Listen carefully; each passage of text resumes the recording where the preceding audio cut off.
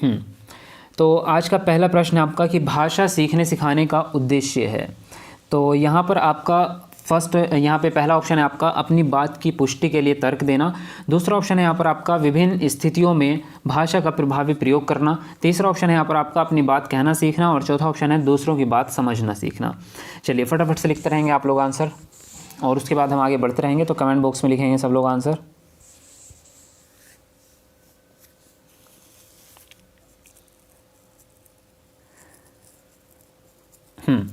तो देखिए यहाँ पे जो आंसर आपका करेक्ट होगा, यहाँ पे दूसरा ऑप्शन राइट होता है आपका विभिन्न स्थितियों में भाषा का प्रभावी प्रयोग कर पाना। ये हमारा मेन उद्देश्य होता है। मोस्टली ये बात मैं आपको बहुत बार जो है बता चुका हूँ कि हम बच्चों को, हमारा जो मेन उद्देश्य है भाषा सिखाने का वो यही है कि बच्चा भाषा का प्रयोग करना सीख जाए, वो भी सभी जगहों पर। यानी कि स्कूल में किस तरह से बात करनी है, बड़ों के साथ कैसे बात करनी है, अगर वो समाज में किसी और के साथ है तो वहाँ पर कैसे बात करनी है, वो सारी विभिन्न स्थितियों में भाषा का प्रयोग सीखे। ये हमारा मेन उद्देश्य यहाँ पे होना चाहिए। ठीक है, तो यहाँ पे आंसर राइट होता है आपका सेकंड ऑप्शन। आगे बढ़ेंगे। अगला प्रश्न है यहाँ पर आपका कि एक भाषा शिक्षक के लिए सर्वाधिक महत्वपूर्ण है। फर्स्ट ऑप्शन है आपका बच्चों को भाषा प्रयोग के अवसर उपलब्ध कराना। दूसरा ऑप्शन है यहाँ पर आपका भाषा की त्रुटियों के प्रति कठोर रवैया अपनाना। तीसरा ऑप्शन है भाषा की पाठ्य पुस्तक। और चौथा ऑप्शन है आपका कि भाषा का आकलन। चलिए फटाफट लिखेंगे सब लोग आंसर।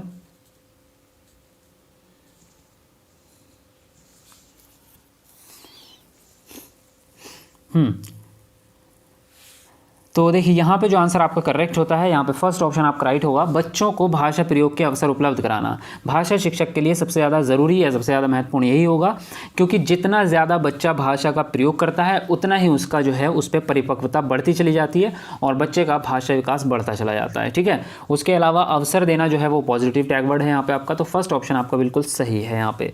चलिए आगे बढ़ेंगे।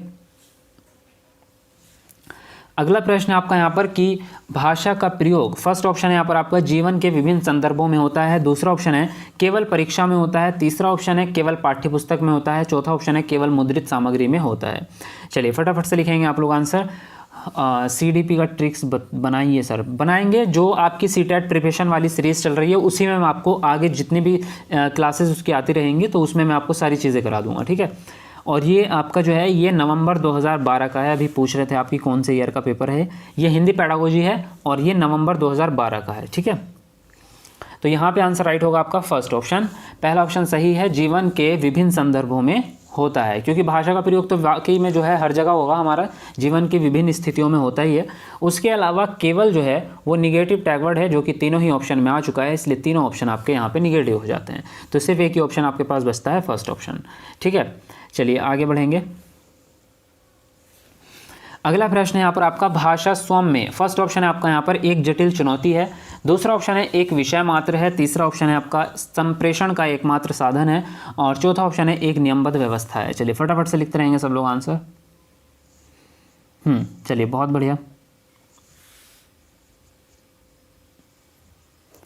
तो भाई भाषा जो होती है वो अपने आप में एक नियमबद्ध व्यवस्था है। तो यहाँ पे आप लोग अच्छी तरह से जानते हैं, ये मैंने आपको बताया था, कई बार बता चुका हूँ बीच में आपको हिंदी पेडागोजी की जो सीरीज़ हमारी चल रही थी उस क्लास में, कि भाषा एक नियमबद्ध व्यवस्था है। इसको तो आप बिल्कुल याद कर लो इस लाइन को, क्योंकि ये आपकी बहुत बार पूछी जाती है। इसके अलावा मात्र, एकमात्र, ये निगेटिव टैग वर्ड होते हैं। और जटिल चुनौती तो है नहीं अपने आप में, भाषा तो हमारे फ़ायदे के लिए है, चुनौती के लिए नहीं है। तो तीनों ऑप्शन आपके निगेटिव है, सिर्फ फोर्थ ऑप्शन राइट होता है। आगे बढ़ेंगे। अगला प्रश्न है यहाँ पर आपका कि भाषा की कक्षा में एक शिक्षक बच्चे से क्या अपेक्षा करता है। तो फर्स्ट ऑप्शन है यहाँ पर आपका बच्चे अपनी मातृभाषा का बिल्कुल भी प्रयोग ना करें। दूसरा ऑप्शन है यहाँ पर आपका बच्चे सवालों के बंधे बंधाए जवाब ना दें। तीसरा ऑप्शन है बच्चे सवालों के बंधे बंधाए जवाब दें। और चौथा ऑप्शन है आपका संस्कृत निष्ठ भाषा में ही जवाब दें। चलिए फटाफट से सब लोग लिखेंगे आंसर। सर जी अभी तक याद है, हाँ बिल्कुल रजनी जी, बहुत बढ़िया, वेलकम है आपका। देखिए यहाँ पे जो आंसर आपका राइट होगा, यहाँ पे सेकंड ऑप्शन आपका राइट होता है कि बच्चे सवालों के बंधे बनाए जवाब ना दें। क्योंकि जो एक टीचर है तो हम हमेशा भाषा की अगर अकॉर्डिंग हम बात कर रहे हैं तो हम हमेशा बच्चे से यही उम्मीद करते हैं कि बच्चा अपने भावों को या अपने अनुभवों को अभिव्यक्त करे। यानी कि जो भी बात वो कह रहा है या जो भी जिस टॉपिक पे भी वो विचार व्यक्त कर रहा है तो वो अपने शब्दों में उसको लिखे या अपने शब्दों में उसको बताए, ना कि वो किताब से रटा रटाया जवाब दे। क्योंकि अगर वो किताब से रटा रटाया जवाब देगा तो वो कॉन्सेप्ट को नहीं समझ रहा है बल्कि वो उसको रट रहा है। अगर वो अपने शब्दों में आपको कुछ भी बता रहा है तो इसका मतलब वो उस चीज़ को समझ चुका है। ठीक है, तो हम हमेशा यही चाहेंगे कि बंधे बंधाए जवाब ना दे वो। ठीक है, चलिए आगे बढ़ेंगे। अगला प्रश्न है आपका कि बच्चे अपने परिवेश में स्वयं भाषा अर्जित करते हैं। इसका ये एक निहितार्थ यह है कि फर्स्ट ऑप्शन है यहाँ पर आपका बच्चों को अत्यंत सरल भाषा का परिवेश उपलब्ध कराया जाए। दूसरा ऑप्शन है आपका यहाँ पर कि बच्चों को बिल्कुल भी भाषा ना पढ़ाई जाए। तीसरा ऑप्शन है बच्चों को समृद्ध भाषिक परिवेश उपलब्ध कराया जाए। और चौथा ऑप्शन है आपका बच्चों को केवल लक्ष्य भाषा का ही परिवेश उपलब्ध कराया जाए। चलिए फटाफट से लिखेंगे सब लोग आंसर।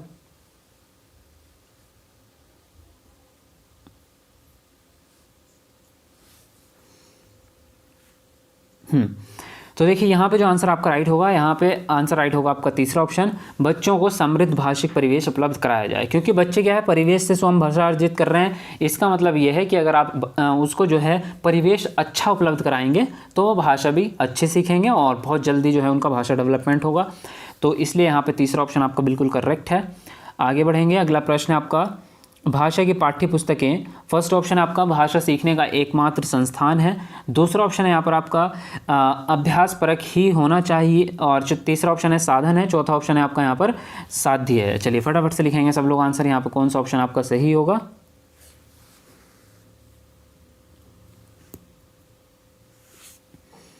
हाँ जी निर्मला जी, क्या आप कहना चाह रहे हैं, आप बताइए। देखिए यहाँ पे आंसर जो राइट होता है आपका तीसरा ऑप्शन साधन है। जो पाठ्य पुस्तकें होती हैं वो एक टीएलएम की तरह काम करती हैं, यानी कि एक तरह से भाषा सीखने का साधन है। ठीक है, चलिए आगे बढ़ेंगे। अगला प्रश्न यहाँ पर आपका बच्चों की भाषा संबंधी क्रमिक प्रगति का लेखा जोखा रखना, यहाँ पे खाली स्थान दिया गया है, से संभव है। फर्स्ट ऑप्शन है पोर्टफोलियो से। दूसरा ऑप्शन है यहाँ पर आपका उत्तर पुस्तिकाओं से। तीसरा ऑप्शन है लिखित परीक्षा। और चौथा ऑप्शन है आपका मौखिक परीक्षा। चलिए फटाफट से लिखेंगे सब लोग आंसर।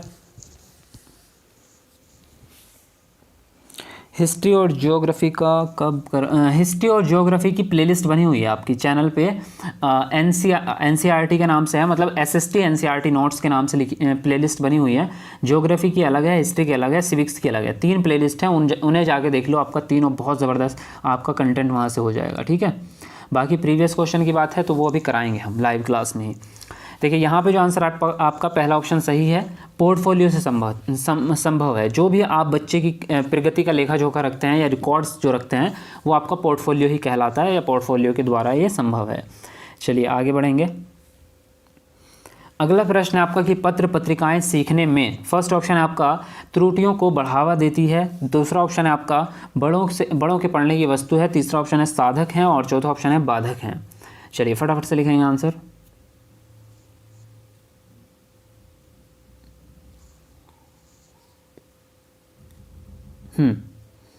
कराएंगे, मैथ भी कराएंगे। यहाँ पे आंसर राइट हो जाता है आपका तीसरा ऑप्शन साधक हैं। जो आपकी पत्र पत्रिकाएं हैं वो भाषा सीखने में साधक का काम करती है। जिस तरह से पाठ्य पुस्तक के साधन है उसी प्रकार से पत्र पत्रिकाएं भी एक तरह का साधक ही हैं। चलिए आगे बढ़ेंगे। अगला प्रश्न यहाँ पर आपका बच्चों की भाषा के आकलन का सर्वाधिक प्रभावी तरीका है। फर्स्ट ऑप्शन है आपका प्रश्नों के उत्तर लिखना। दूसरा ऑप्शन है यहाँ पर आपका प्रश्न पूछना और पढ़ी गई सामग्री पर प्रतिक्रिया व्यक्त करना। तीसरा ऑप्शन है श्रुतलेख। और चौथा ऑप्शन है लिखित सामग्री। चलिए फटाफट से लिखेंगे आंसर।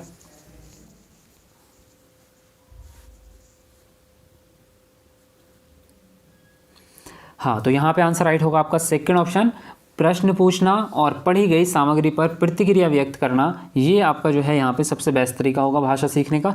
क्योंकि यहाँ पे अगर बच्चे खुद से प्रतिक्रिया व्यक्त करेंगे और प्रश्न पूछ रहे हैं, आप बच्चे जवाब दे रहे हैं या बच्चे प्रश्न पूछ रहे हैं, जो भी आप पढ़ा रहे हैं उस पर प्रतिक्रिया व्यक्त कर रहे हैं, तो ये सबसे बेस्ट तरीका होगा। क्योंकि यहाँ पर बच्चे एकदम अपने अनुभवों को व्यक्त करते हैं, अपने विचारों को और अपने शब्दों में। चलिए अगला प्रश्न यहाँ पर आपका भाषा अर्जन में महत्वपूर्ण है। फर्स्ट ऑप्शन है यहाँ पर आपका भाषा के विभिन्न रूपों का प्रयोग। दूसरा ऑप्शन है यहाँ पर आपका भाषा का व्याकरण। तीसरा ऑप्शन है पाठ्यपुस्तक। चौथा ऑप्शन है भाषा का शिक्षक। चलिए फटाफट से लिखेंगे आंसर। हाँ जी राहुल जी, चलिए थैंक यू वेरी मच।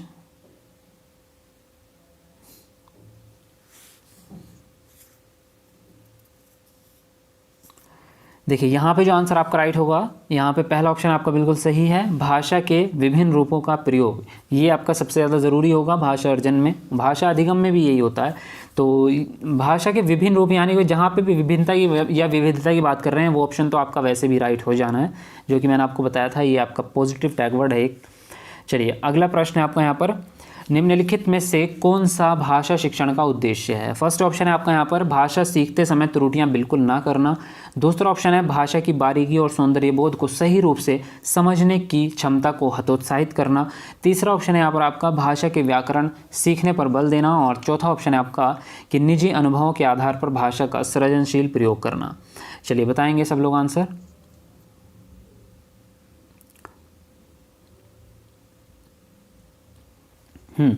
तो यहाँ पे आंसर राइट होता है आपका फोर्थ ऑप्शन, निजी अनुभवों के आधार पर भाषा का सृजनशील प्रयोग करना है। कहने का मतलब यही है कि बच्चा अपने अनुभवों को व्यक्त करे और अपने शब्दों में व्यक्त करे। सृजनशील प्रयोग का मतलब यही होता है कि जहाँ पे ज़रूरत पड़ी जिस स्थिति में उस स्थिति में बच्चा भाषा का प्रयोग कर रहा है अपने हिसाब से। तो यहाँ पे फोर्थ ऑप्शन आपका राइट होगा। और यहाँ पे जो अगर दूसरे ऑप्शन में देखें तो यहाँ पे जो वर्ड है वो हतोत्साहित है, प्रोत्साहित नहीं है। प्रोत्साहित का उल्टा होता है हतोत्साहित, जो कि एक निगेटिव थिंक है। ठीक है, तो यहाँ पे आंसर राइट होगा फोर्थ ऑप्शन। चलिए आगे बढ़ेंगे। अगला प्रश्न यहाँ पर आपका प्रश्न पूछना, प्रतिक्रिया व्यक्त करना, परिचर्चा में भाग लेना, वर्णन करना। तो फर्स्ट ऑप्शन है आपका भाषा आकलन के तरीके मात्र हैं। दूसरा ऑप्शन है यहाँ पर आपका भाषा सीखने सिखाने और आकलन के तरीके हैं। तीसरा ऑप्शन है केवल शिक्षण पद्धति है। और चौथा ऑप्शन है केवल साहित्यिक गतिविधियाँ हैं।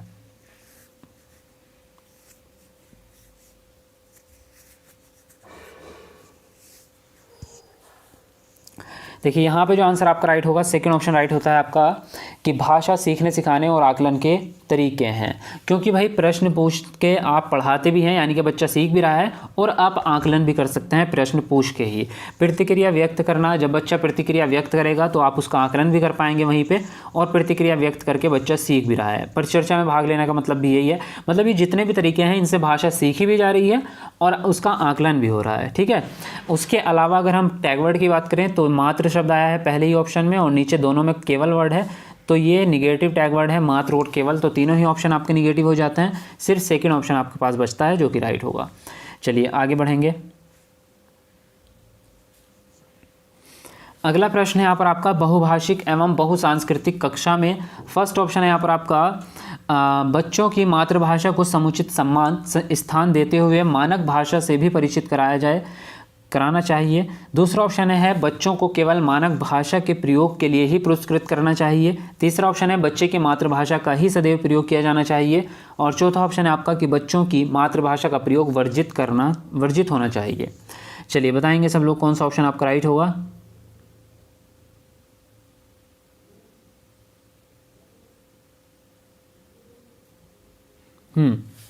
देखिए यहाँ पे जो आंसर आपका करेक्ट होगा, यहाँ पे आंसर राइट हो जाएगा आपका फर्स्ट ऑप्शन, बच्चों की मातृभाषा को समुचित सम्मान और स्थान देते हुए मानक भाषा से भी परिचित कराना चाहिए।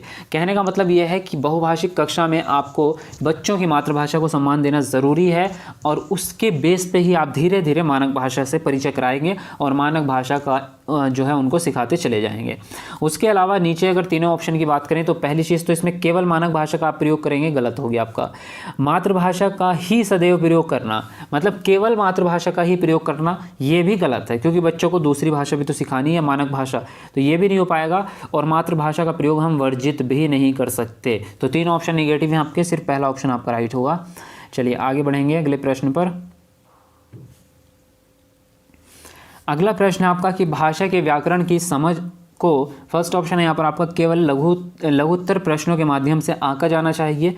दूसरा है निबंधात्मक प्रश्नों के माध्यम से आंका जाना चाहिए। तीसरा ऑप्शन है संदर्भपरक प्रश्नों के माध्यम से आंका जाना चाहिए। और चौथा ऑप्शन है केवल वस्तुनिष्ठ प्रश्नों के माध्यम से आंका जाना चाहिए। फर्स्ट ऑप्शन, चलिए फटाफट से लिखेंगे सब लोग आंसर।